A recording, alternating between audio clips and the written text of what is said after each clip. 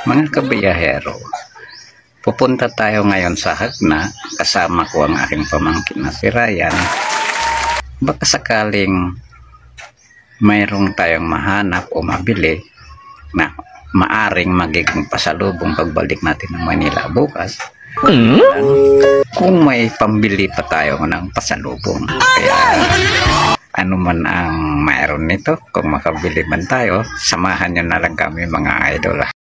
Siya nga pala, bago pa man tayo magpatuloy mga lodi, ay shout out muna kay Ann Guadamor de Macota, kay Wings Habit Channel, kay Diding Vlog, kay Kabansa Channel, kay Nika Datahan YT Channel.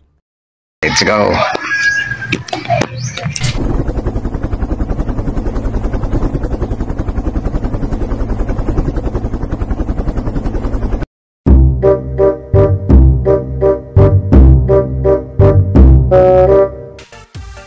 Bakit nga ba sa Hagna ang punta natin? Dahil ang bayang ito, ang naiisip agad ng mga dayuhan man o hindi kapag pasalubong ang pag-uusapan. Dahil ito ang tinaguriang Kalamay County o Bohol.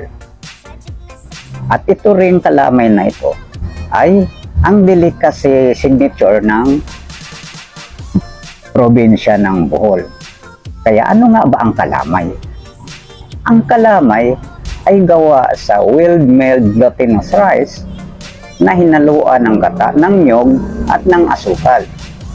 At ito ay sadyang itinuro ng kura paroko ng Hagna na si Reverend Father Mariano Gutierrez ng Order of Augustinian Recoletos, particular na sa may Barangay Canopao. Kaya samahan mo ako sa aking video hanggang makarating tayo doon sa may Hagna.